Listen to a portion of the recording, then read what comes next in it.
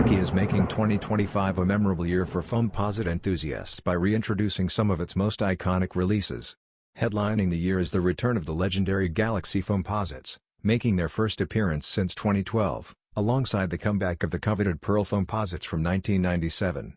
Expanding beyond basketball, Nike is transforming the silhouette into football-ready cleats, dubbed the Vaporposite, tailored for the gridiron with upgrades like a Vapor Edge 360 plate and ankle mesh cuff.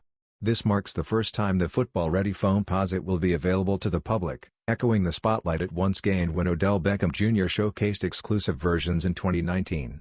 While the confirmed release drops on November 28, Nike is hinting at further colorways, suggesting the Vaporposite line won't remain a one-off. Collectors and athletes alike are watching closely as Nike blends heritage with innovation.